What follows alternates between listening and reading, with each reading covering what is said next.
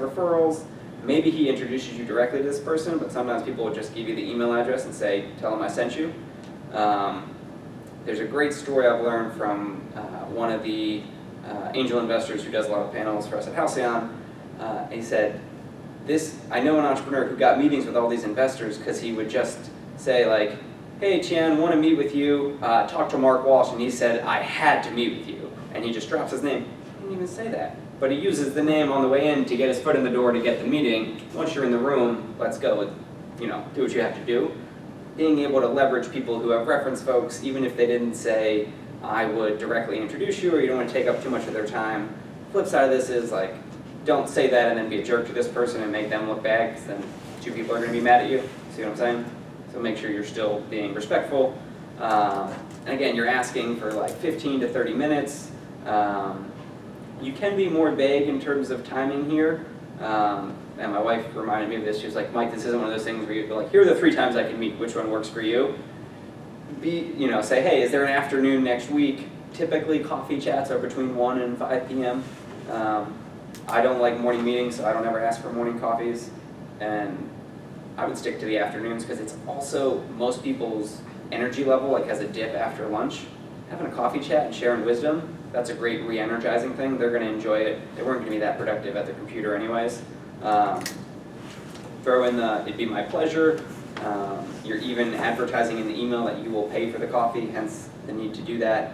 I think we'll get to this. One of the steps is to show up 5 to 10 minutes early to make sure that they don't beat you there and buy the coffee before you get there. You know what I'm saying? You can kind of scope out a table or a booth, have a hat or a jacket, something to put down to reserve your spot, go wait in line with them together, you kind of start chatting there, and offer, whatever you want. If you're hungry, you want a banana, sure, go nuts. And then in the bottom, you can also put a link to your LinkedIn. Raise your hand if you have an active LinkedIn account. Cool. I have it, I just haven't filled it yet. Cool. Well, you have a homework assignment now for the next week to fill it out, and definitely by June 1st, when you start working these internships, update it with the company, what your job title is. If you don't know what you're going to be doing, just put a 1 or 2 sentence description of what the company does, and then later on in the summer you can update it with what you did or what your accomplishments were.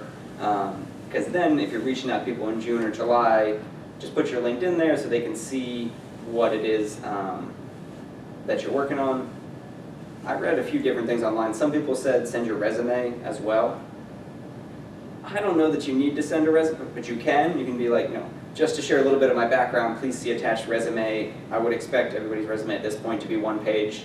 When you grow up, you need to have a few different jobs. You can have a 2 or 3 page resume, but for now, short and sweet. And if you are working at a specific company, make sure that's on there. I even had a Georgetown student, I guess guy graduated last year, David Wilkie, that I had lunch with and wanted to connect him to somebody, and his LinkedIn didn't even say he'd had a real job for 8 months. It still said he had his work-study job. So I didn't want to use his LinkedIn to send to somebody else because it wasn't an accurate representation. Does that make sense? So you do want to make sure that it's up to date and that people can get a little bit of background on what you're doing. Let's stand up for a second now and just stretch. Take a deep breath. We're going to do a couple high fives. This is keeping us awake and energized. Whew. Yeah. Work. Yeah. And now we only have 10 minutes left. This is great. So cyclical process we've got here, identifying the people you want to interview, making contact, prepare questions in your elevator speech, conduct the interview, send the thank you note, rinse and repeat. And this is probably the 5th time I've mentioned this, which means it's probably important that you write a thank you note and follow up with people to say you appreciate it. I mean, it's 2-3 sentences. I'm assuming as kids you had to write thank you notes for birthday presents and stuff. It's the same thing. So we're going to do a lap around now, and I'm going to stall for about 30 seconds, Jules, so you can go first, and we're going to think about who are 3 people that you could conduct an informational interview with between now and our last class in March.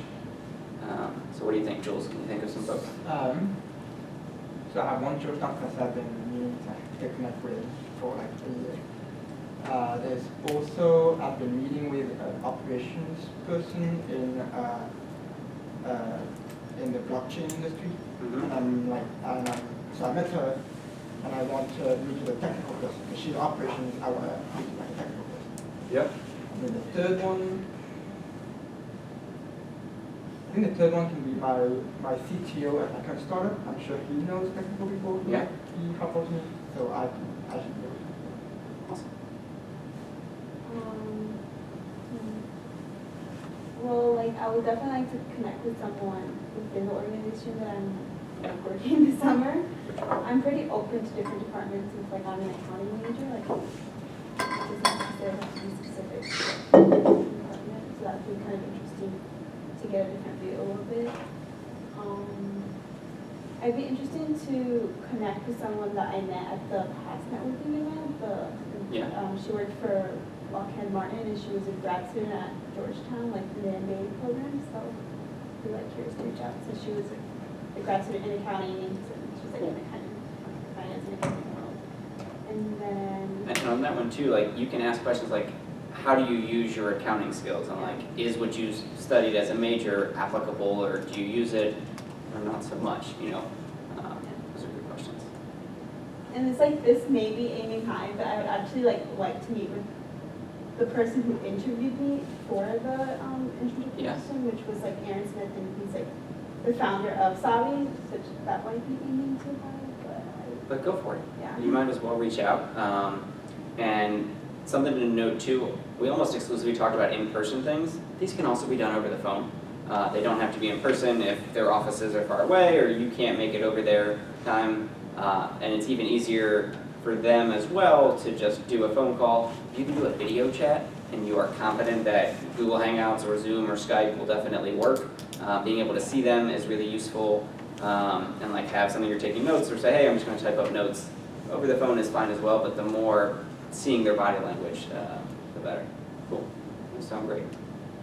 Yeah, I don't know anyone at Urban STEMs or that I could talk to now, but that's definitely something that like I want to find out, so I can reach out to someone there. Then the person I reached out to after like the Bain networking event that I went to, never got back to me. But my project manager in Hilltop gave me like contact information for a few other like Georgetown alum / like Hilltop alum who work at Bain. So I'm gonna reach out to either one or both of them to do an interview. Do you know where Bain's offices is? Yeah. Okay. We went. That was where the Cool. And so like even offering to say, hey, I'll come over to your office, and what you're doing too is reducing, like if it's, let's say you're meeting with them for 30 minutes, if it doesn't take them 15 minutes to go somewhere and 15 minutes to get back, you're only taking 30 minutes of their time, as opposed to an hour to like meet at the Starbucks down the street or something. And then I was at a PwC like sophomore thing last weekend, and there are like Georgetown people that were like mentors during the program, so I'll reach out to them. Sweet. Well, there was a Georgetown professor that I've been meaning to talk to about a project or just about general path for like forever now, just never got the time, but I'll definitely move that to my agenda to ask her. There's this lady that I connected with on my Microsoft, but our meeting was canceled over schedule changes, but I definitely hope that within a month we'll be able to be reconnected. There are also two other startup founders that my parents' colleague connected me with for like a different assignment. And it's like basically informational interview as well. I think I reached out to one of them, but haven't heard back yet, so make sure to move that on my agenda as well. And I'll encourage all of you to develop the skill of polite persistence, where you can follow up multiple times, and if you send an email, just reply to that email so they can see that you emailed them. And I'll share just a brief anecdote. I need to get like 100 entrepreneurs to fill out a semi-annual survey for Halcyon, and I emailed them in January, I emailed them the first week of February, and the second time I was like bubbling this back up to the top of your inbox, would like love if you could fill, or would you mind, filling this out? And I emailed them on this Monday and was like, hey, we're doing all of our data analysis this week and yours is missing, like, would you mind filling this out right now? So I got a nice spike of responses there, and then the next day I texted every single one of them I'm gonna read you exactly what I said because I got like 20 responses from that. I basically said, following up on my third email on Monday about Halcyon's semi-annual survey, would you mind spending a few minutes right now to fill out this short survey here, link to the Airtable form, your input matters, smiley face with sunglasses. Boom. And like, nailed it, because not only did I give them the link, you don't have to do it from your phone, I reminded them that there's an email that you can look it up on your computer, and by the way, this is the third time I'm reminding you. And like, I have a good relationship with all these people, and it's my job to make sure they fill it out. For you all, like, until somebody explicitly says, no, I can't meet with you, and it's been 2 days or more, feel free to follow up. And it might take 3, 4, 5 times to get it. They might move it a couple times depending on their schedule. It doesn't necessarily mean that they don't want to meet with you, but people have, other conflicts in life. David, how about you? So the first person that comes to mind is the person that interviewed me the first time around. Yep. Because we really, really hit it off. And I think like I could easily get like an hour with this person. What's their name? I forgot. I'll look up. It's fine if I look them up like now in the email, just because like we had a lot in common. And he said like he saw himself in me, which. That's a great sign. People So will like we talked like let me think link. Let me go back. It's been like months.